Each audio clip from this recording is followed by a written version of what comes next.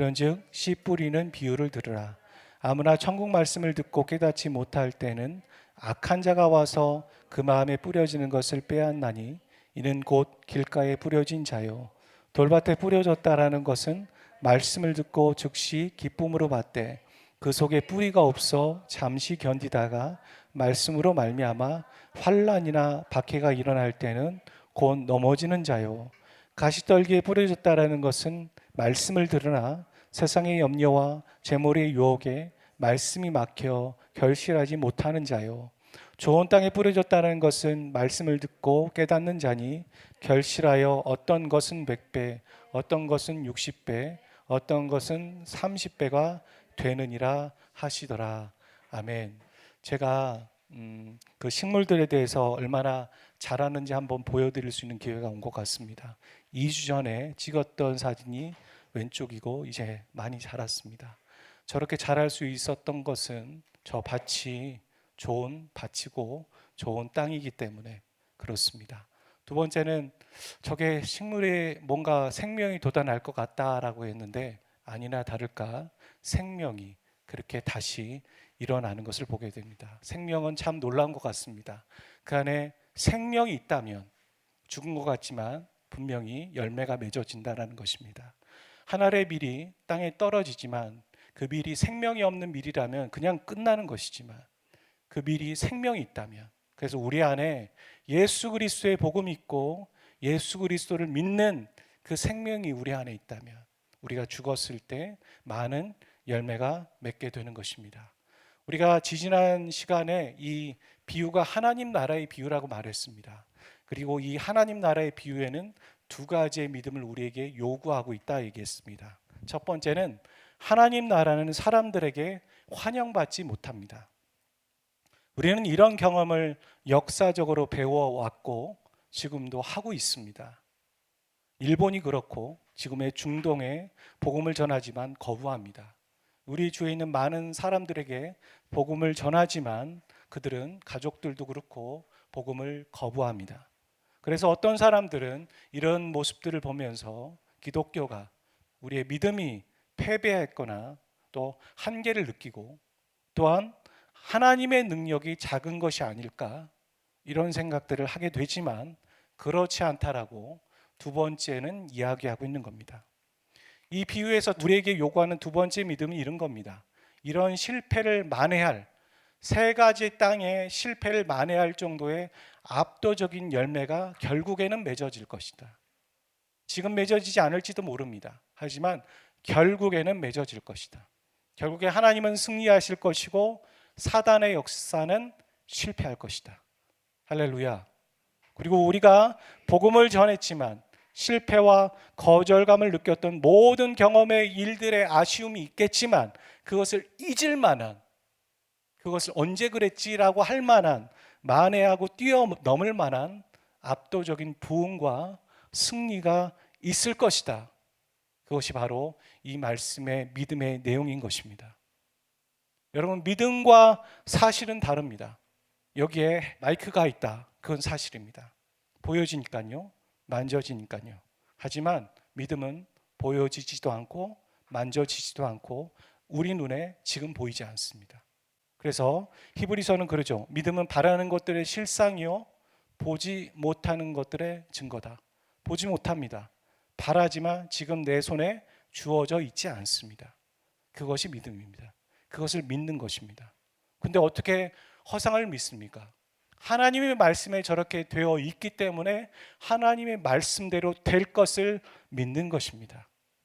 예를 들어서 일본을 보았을 때 하나님 나라는 그 지역에서 환영받지 못했고 지금도 1%가 안 되는 아주 저조한 그리스도인만 존재합니다.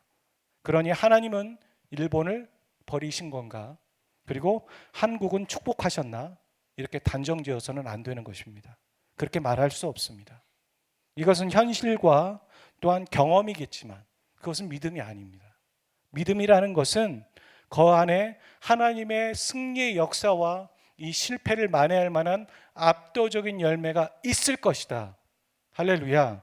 그것을 믿는 것이라는 겁니다. 우리의 믿음의 본질은 그것입니다. 만져지는 것, 보여지는 것, 경험되는 것은 믿음이 아닙니다. 그건 그냥 사실입니다. 누구나 다 그렇게 말합니다. 하지만 그리스도인들은 믿음을 소유하고 있습니다. 보여지지 않지만, 만져지지 않지만, 실현되지 않지만 그렇게 될 줄로 저는 믿습니다. 근데 그 믿음의 근거는 우리의 감정이 아닙니다. 하나님의 말씀이고 하나님의 레마의 약속의 말씀이어야 하는 것입니다. 기도도 그렇죠. 하나님이 약속하신 그 말씀을 근거로 기도하는 것이죠.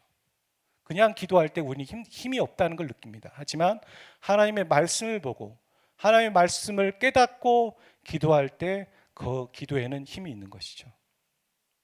이처럼 4개의 밭이 있고 3개의 밭의 실패를 만회할 압도적인 열매를 맺는다고 하지만 내 자신이, 우리 자신이 3개의 밭 중에 하나의 마음밭이면 어떻게 되겠습니까? 나는 열매 맺지 못하는 인생이고 하나님과는 상관없는 인생으로 살아가는 겁니다.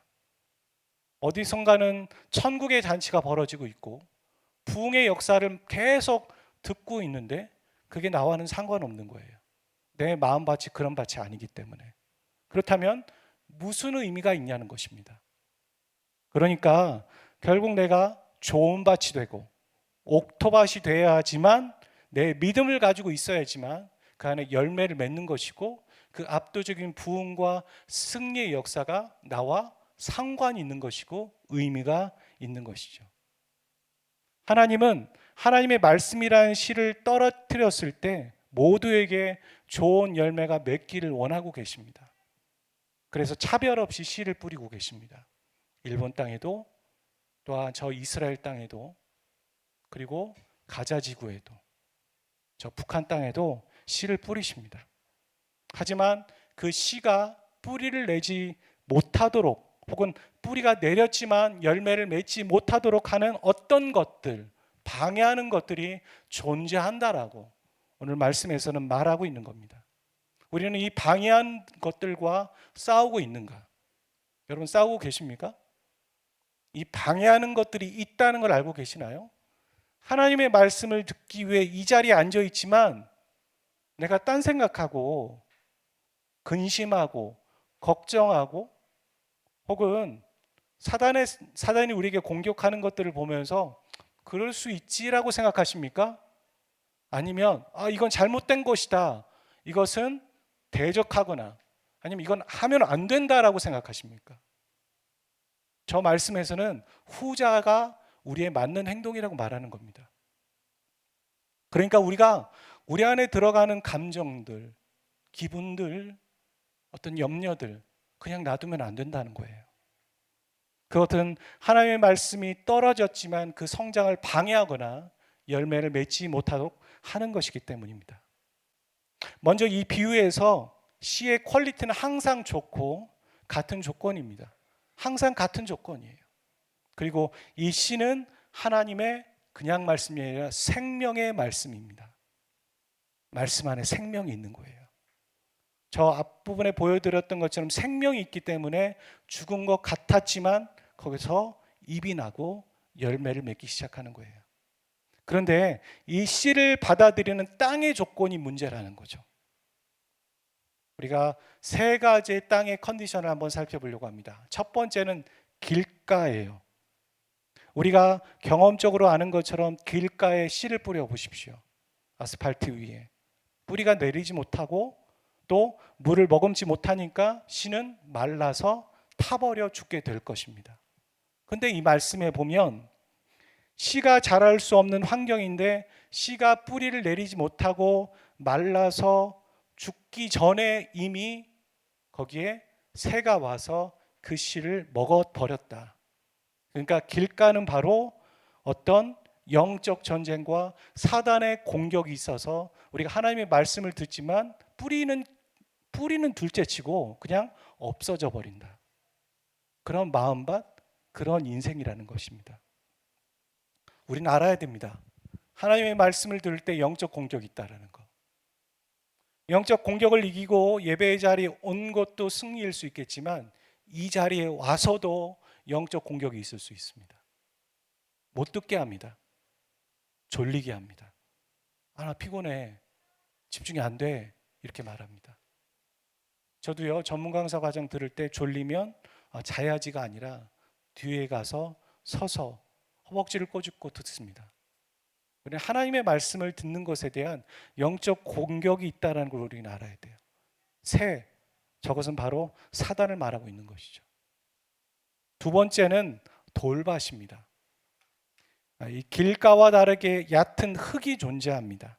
그러니 생명을 가진 씨가 떨어졌을 때 뿌리를 내리긴 합니다. 그런데 여러분, 식물이 잘 자라려면 식물을 성장하는 사이즈에 맞는 화분이 필요한 거예요. 그래서 어떤 커피숍 가 보면 왜 큰 식물들에 보면 화분이 엄청 크지 않습니까? 제가 가끔 물어봐요. 이거 어디서 사오셨어요? 그러면 이제 한국에서 사온 게 아닙니다. 외국에서 사왔습니다. 화분 하나에 100만 원입니다. 이런 얘기를 해요. 그냥 플라스틱으로는 식물이 잘 자라지 않아요. 토분이어야 돼요. 네. 호흡을 해야 되기 때문에. 그리고 깊고 넓어야 됩니다.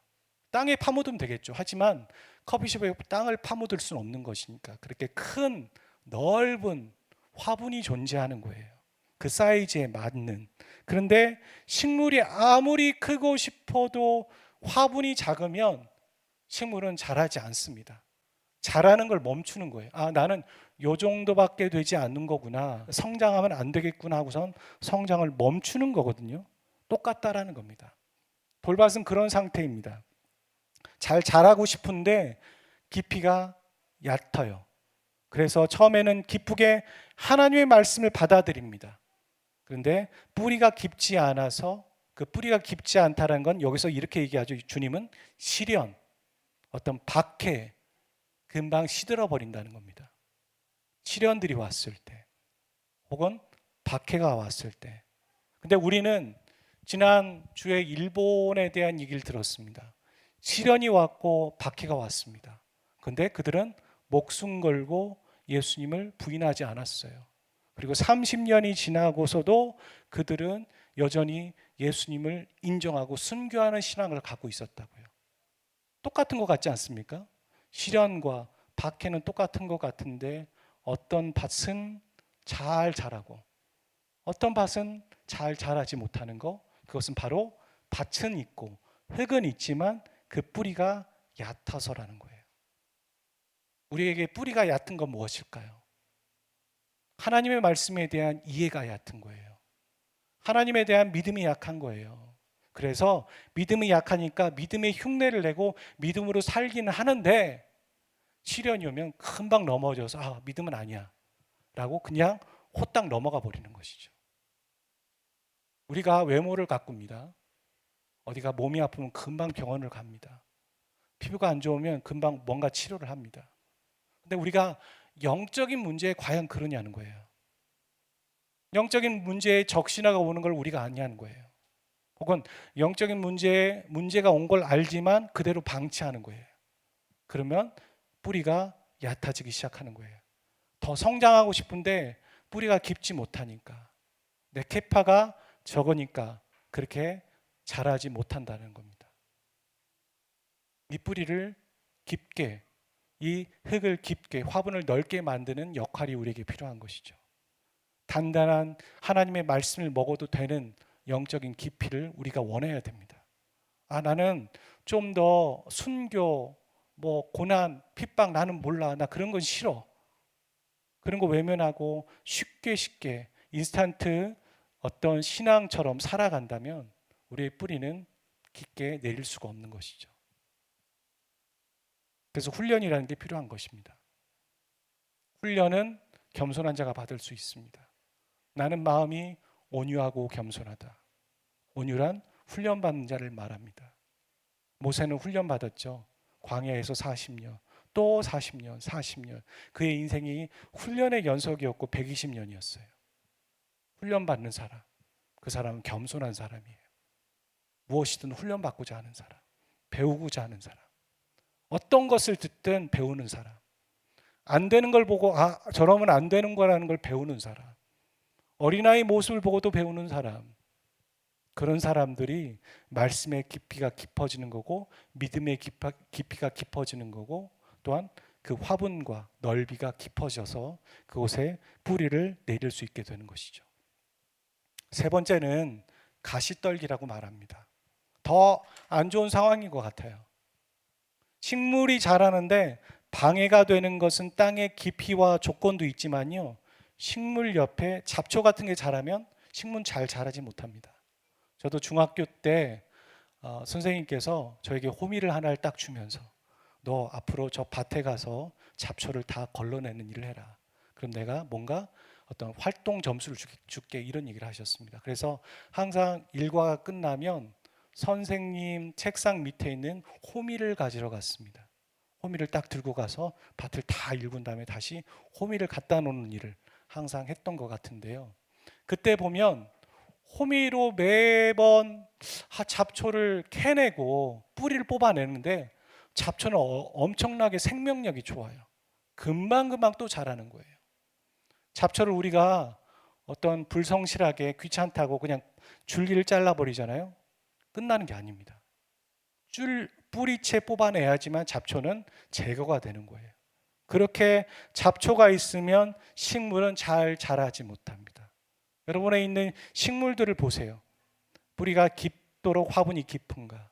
또한 그 안에 식물들이 다 잘 자라기 위해서 어떤 잡초가 없는가, 있는가 확인을 하셔야 됩니다. 그래서 화분 하나에 식물을 2개 심지 않죠. 서로가 방해가 되는 거예요. 서로가 잘 자라고 싶은데 서로에게 간섭 효과가 있는 것이죠. 그래서 화분 하나에 식물 하나 이렇게 키우는 게 정석인 것이죠. 잡초를 제거하면 생명력 있고 식물은 잘 자라게 되는 것입니다. 그것을 가시덤불이라고 얘기하고 있습니다. 말씀은 뿌리를 내려서 막 자라려고 합니다. 뿌리는 깊은 것 같아요. 잘 자라려고 해요. 하지만 성장을 막는 가시덤불 같은 게 있다라는 거예요. 그게 무엇인가? 예수님은 말씀하시는 거예요. 염려, 또 재물에 대한 유혹, 세상에 대한 향락, 이런 것이에요. 아까는 뭐였습니까? 믿음의 시련이었어요. 고난, 믿음의 고난들이 있을 수 있죠. 우리에겐 잘 없는 것 같아요. 한국에서 신앙생활하면서 고난을 받는다 쉽지 않다는 거죠. 제가 중학교 때, 고등학교 때 수련회를 가면요, 수련회 가서 꼭 우는 친구들이 있어요. 마지막 날 캠프파이어 하면서. 왜 그런가? 저는요, 오늘 수련회 오는데 아버지한테 혼나가지고 왔어요. 아버지한테 감금당하고 맞고 왔어요. 수련회 가지 말라고, 교회 가지 말라고. 그렇게 핍박하는 부모들이 계셨다고요. 지금은요, 교회 가라 해도 안 갑니다. 시대가 많이 달라졌죠. 그때는 시련, 핍박이 있었다고요. 여러분이 겪는 것들은요, 시련과 핍박이라기보다는 저 가시덤불이에요. 교회 프로그램이 좋아졌습니다. 시스템이 좋아졌어요. 양육이 좋아졌어요. 양육 프로그램 우리도 여러 개 하고 거의 대부분이 그것들을 돌렸어요. 뿌리가 있다고요. 화분이 있다고요. 그래, 잘할 수 있어요. 그런데 항상 번번이 우리가 실패하는 것 중에 하나는 저걸 겁니다. 가시덤불. 세상의 염려, 유혹, 걱정들, 또 세상이 좋아 보이는 것들. 그런 것들 때문에 번번이 우선순위에 밀리는 거예요, 하나님이. 믿음이 우선순위에 밀리는 거예요. 그러면서 아니야, 이번에 잠깐 미루자 하면서 다른 것들을 선택하게 되는 것이죠. 복음의 씨를 뿌려서 어떤 불신자가 복음을 듣고 신앙생활을 하는 것, 그것은 우리가 씨를 뿌렸다면 열매 맺는 생활이라고 할 수 있겠죠. 그렇지 않습니까? 그리고 그 사람이 시간이 지나서 영적 전쟁도 알아요. 그리고 승리도 경험한 자예요. 성장하고 있는 것이죠. 그걸 보면서 우리가 열매 맺는 삶을 살았다 말할 수 있지 않겠어요? 제가 지금 방해되는 부분들도 얘기했지만 열매에 대한 얘기를 하는 거예요. 과연 열매가 뭘까? 그럼 30배, 60배, 100배 열매라고 했는데 그 열매란 그렇게 불신자에게 복음을 전해서 그 사람이 성장하는 걸 보는 게 열매일까? 맞죠. 하지만 내가 하나님의 사람으로 말씀대로 살지 않는데 타인이 그렇게 되는 것을 보면서 열매 맺고 있다고 말할 수 있을까요? 아니에요. 열매를 맺는 건요, 타인이 그렇게 되는 걸 먼저 보는 게 먼저가 아니라요, 내가 먼저 말씀대로 살아가는 거예요. 하나님의 말씀이 중요하다는 걸 알고 그 중요한 말씀을 하루를 시작하면서 그 말씀을 먹고 그 말씀대로 살고자 순종하고 실천하는 삶을 사는 거, 그게 바로 열매 맺는 삶이에요. 얼마나 깊게 살았냐, 얼마나 많이 살았냐 보다는 그렇게 사는 거. 우리가 번번이 못하는 게 그거예요. 말씀을 들어요. 그래, 맞지. 나눠요. 근데 그렇게 살지 않는 거예요. 그러니까 열매는 삶과 연결되어 있는 거예요. 어떤 사람이 복음을 전했습니다. 그리고 그 사람이 복음을 들었습니다. 그래, 내가 예수 믿을게. 그런데 삶은 예수 믿는 삶과 정반대의 삶을 살아요. 그럼 열매 맺었다고 할 수 없는 거잖아요. 그 사람이 예수 믿었다고 고백해도. 똑같아요. 열매란 삶이 연결되어 있어요. 그렇게 살아내는 거. 믿음도 삶과 연결되어 있죠. 제가 예수를 구원자로 믿어요. 그런데 내 삶에서 예수님을 구원자로 믿고 살지 않잖아요. 그러면 믿음은 아니라는 것이죠. 믿음과 살아냄, 그것은 잘 연결되어 있습니다. 근데 이렇게 말씀대로 살려고 하는데 그 말씀이 내 안에 뿌리 내리지 못하도록 사단이 유혹하고 근심과 걱정, 욕심들이 내 마음에 우선순위로 자리 잡았을 때, 그럴 때 말씀대로 살지 않게 되고 말씀을 우선순위에서 밀게 되는 것이죠. 여러분, 이 씨 뿌리는 비유를 듣는 당시의 유대인들을 한번 생각해 보세요. 유대인들의 삶, 유대인들이 농사 짓는 그 농사의 일터, 우리 생각에는요, 저렇게 네 개의 땅이 다른 땅에 다른 곳에 있다고 생각하잖아요. 근데 유대인이 살고 있는 가나안 땅은 좋은 땅이 아니에요. 기본적으로 좋은 땅이 아니에요. 비가 오면 땅이 물을 머금지 못해요. 그냥 다 흘려보내는 석회암 같은 거예요. 재배가 잘 안 되죠. 같은 그 땅 안에 저 네 개의 컨디션이 다 있다라는 얘기예요. 그들의 삶의 자리는. 무슨 얘기를 하는 겁니까? 우리의 마음의 컨디션이 네 개가 다 있다고요. 아, 그래, 나는 좋은 밭이야. 아니요, 좋은 밭도 있지만 이쪽엔 길가도 있고 이쪽에는 가시덤불도 있는 거예요. 그렇지 않으십니까? 여러분이 말씀을 들었을 때 정말 그 말씀대로 살려고 하는 모습들이 있어요. 근데 한쪽은 사단이 금방 씨를 가져가서 공격 있고, 또 어떤 쪽은 욕심과 근심과 세상의 돈이 너무 좋은 거예요. 요즘 사람들 다 앉아서 커피숍에 앉으면 무슨 얘기한다고 합니까? 주식 얘기한다는 거잖아요. 주식 얘기하고 다 대부분 한 주씩 갖고 있는 게 있죠. 그게 뭡니까? 삼성전자 아니면 하이닉스 다 들고 있잖아요. 이처럼 우리가 거기에 우선순위를 두고 있냐는 거예요. 그게 꼭 주식이든 아니면 적금이든 아니면 내 안에 있는 통장이든 그게 우선순위고 하나님에게서 밀린다면 그게 어떤 걸 갖다 놨든 우상이 되는 거예요. 하지만 어떤 걸 갖다 놨든 하나님이 최고의 우선순위라면 우상이 될 수는 없는 거죠. 어떤 것이든. 좋은 땅은 특별히 좋은 땅만 있는 것이 아니라 이 네 개의 컨디션이 우리 안에 다 있다라는 거예요. 이 말은 우리 마음 안에 네 가지의 조건과 상태가 다 존재하고 있다라는 것입니다. 이런 상황이 내 안에 존재하고 있다는 걸 인정을 하셔야 됩니다. 그렇지, 맞지. 그렇지, 사단이 공격하지. 내 욕심이 있지. 내 믿음이 훈련되지 않아서 돌짝과 같이 믿음이 뿌리가 잘 내리타지. 그리고 그것을 인정하고 우리는 인정하는 것을 하나님 앞에 가지고 나가서 기도하는 것이죠. 하나님, 제가 이런 상황입니다. 인정합니다. 그리고 제가 좋은 밭이 되기를 위해서 하나님께 훈련받고자 합니다. 하나님, 제 마음을 좋은 밭으로 만들어 주십시오. 그런 기도가 우리에게 필요한 것이에요. 그러니까 많은 사람들이 자기가 어떤 밭인지에 대해서 몰라요. 자기가 어떤 공격을 받고 있고 자기의 믿음이 어떻게 왜 성장하지 못하고 있는지에 대해서 모르는 거예요. 혹은 이게 그냥 사회적 현상이라는 거죠. 누구나 갖고 있는 감정이잖아. 누구나 생각할 수 있는 어떤 어려움이잖아. 두려움 다 갖고 있지. 염려 다 갖고 있는 것이지. 이렇게만 생각하지 그거를 사회적 현상으로 생각하지 그걸 영적으로 연결시키지 못하는 거예요. 이게 영적으로 나에게 어떤 영향을 주고 있는가?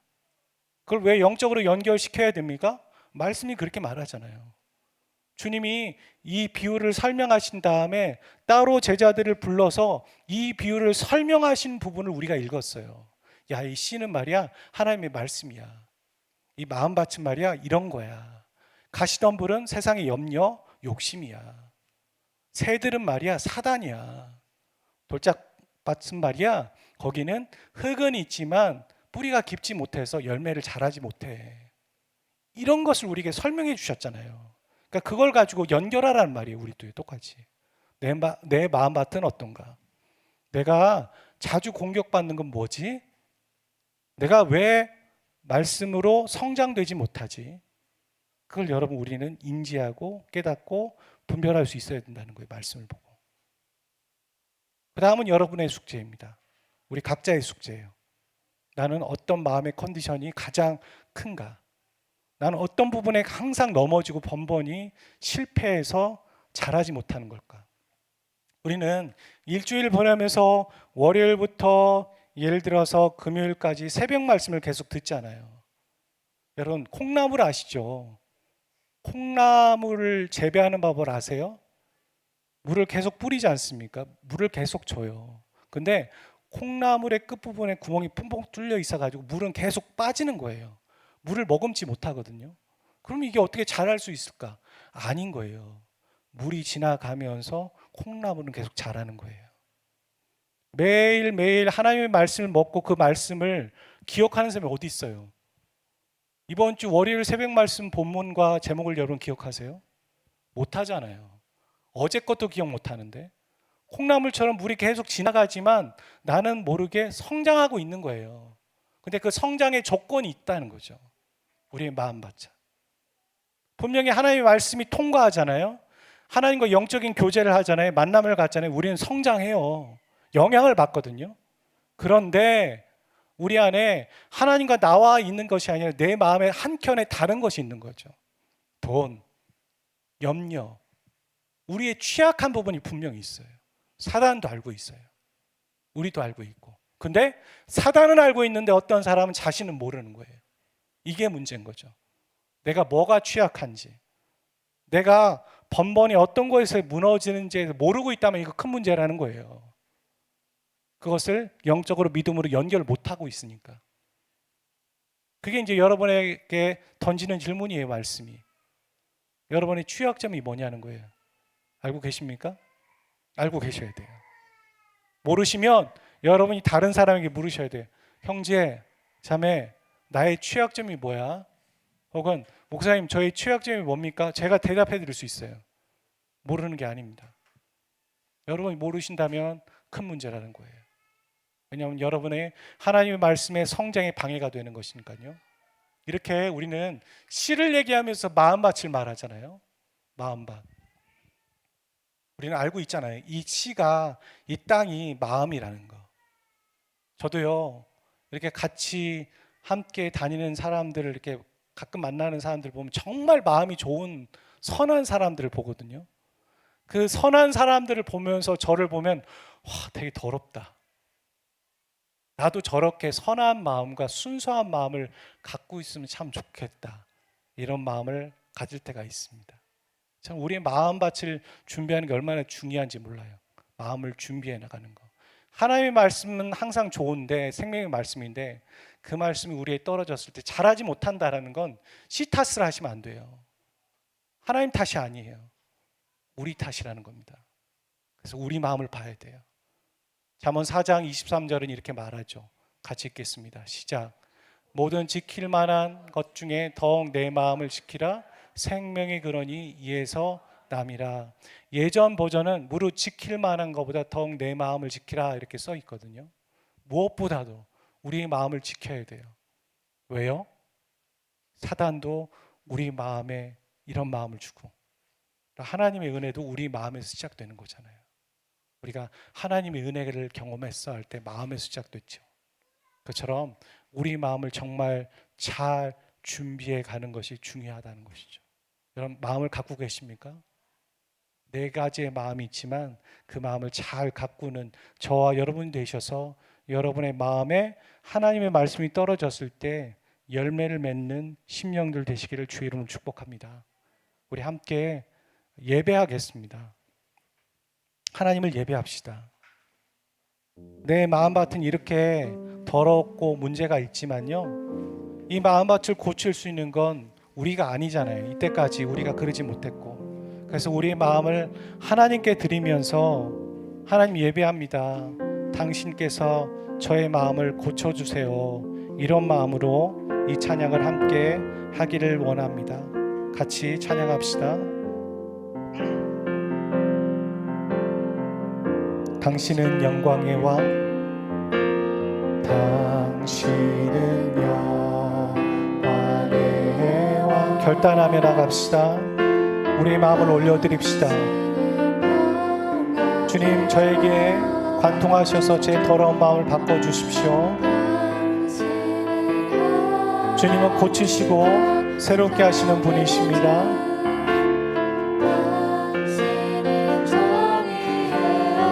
주님만 경배합니다. 천사가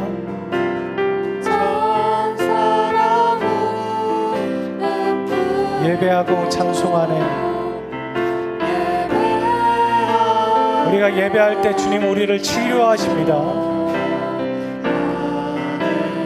영원한 생명 말씀, 당신은 예수 그리스도 주. 호산나 다윗의, 호산나 다윗의 자손께, 호산나 불러 왕 중의 왕. 높은 하늘에, 높은 하늘에 영광은 예수 주의 주. 당신은 영광의 왕. 한 번 더 경배합시다. 당신은 영광의 왕, 당신은 평강의, 당신은 평강의 왕, 당신은 하늘과, 당신은 하늘과 땅의 주, 당신은 정의의 하늘. 천사가 무릎 꿇고, 천사가 무릎 예배하고 찬송합니다. 주님, 예배하고 찬송. 영원한 생명 말씀, 당신은 예수 그리스도가 되십니다. 우리 손들고 선포하며 그분을 높여드립시다. 호산나 다윗의 자손께, 호산나 다윗의 자손께, 호산나 불러 왕 중의 왕. 높은 하늘에, 높은 하늘에 영광은 예수 주. 호산나 다윗의 자손께 주님 높여드립니다.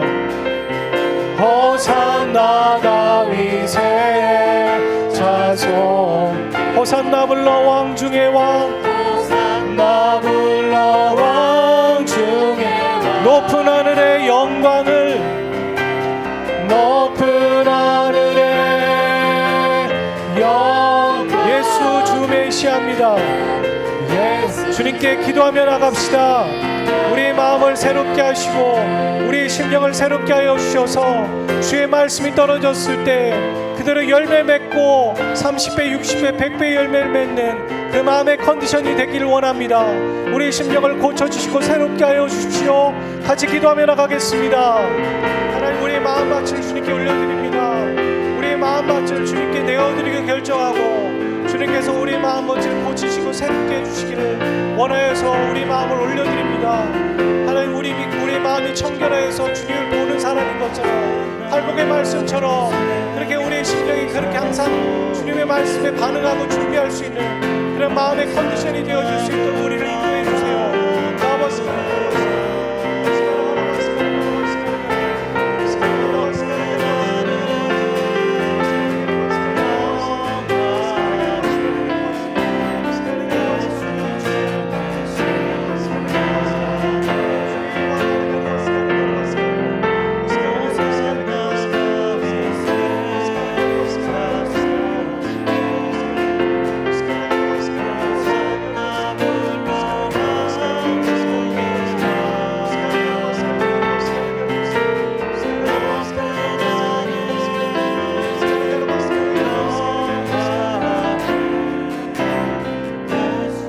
우리 한 번 더 기도할 때 우리에게 근심과 걱정과 혹은 사단이 하나님의 말씀을 가져가는 것들을 볼 수 있는 분별함이 우리에게 있기를 위해서 기도합시다. 우리에게 분별력이 없어서 번번이 당하는 겁니다. 우리가 그런 순간 왔을 때, 아, 이거 영적 공격이구나, 아, 이거 세상의 근심, 유혹, 두려움이구나, 이것을 알 수 있는 분별력이 우리에게 없기 때문에 당하는 겁니다. 하나님, 우리에게 그런 분별이 없사오니 분별력을 허락해 주십시오. 그런 은혜를 위기의 순간마다 우리에게 허락해 주시고 깨우치고 알게 해 주십시오라고 함께 기도하기를 원합니다. 기도합시다. 하나님, 우리 모두가 지금의 영적 수준에서 머무는 자가 되지 않기를 원합니다. 분별하는 자가 되기를 원합니다. 하나님, 이것이 공격이라는 것을 알고, 하나님, 근심과 걱정과 유혹이라는 걸 알고, 우리 욕심이라는 걸 알 수 있고, 우리가 어떤 것이 욕심이요, 우리가 어떤 것이 바람직한 욕구인지에 대해서 분별할 수 있고 기준을 정할 수 있는 자들이 될 수 있도록 인도해 주십시오. 그런 기준이 우리에게 없습니다. 그런 성경적인 기준과 영적인 기준이 우리에게 없을 때가 있습니다. 하지만 우리에게 알려주십시오. 그것이 어떤 분별과 어떤 기준에서 우리가 그것을 선택해야 될지 알게 하시고, 그것을 우리에게 은혜로 알려주셔서 우리 모두가 그 분별 가운데에서 하나님 그것을 대적할 수 있고 그것을 피할 수 있고 그 자리에서 다른 것을 선택할 수 있는 자들이 되게 하셔서 우리 마음에 하나님의 생명의 씨앗이 떨어졌을 때 그것이 정말 멜름했고 우리 자신을 변화시키고 또 우리 주위에 있는 사람들을 변화시키고 그 열매 맺는 삶으로 살아갈 수 있도록 우리를 인도하여 주십시오.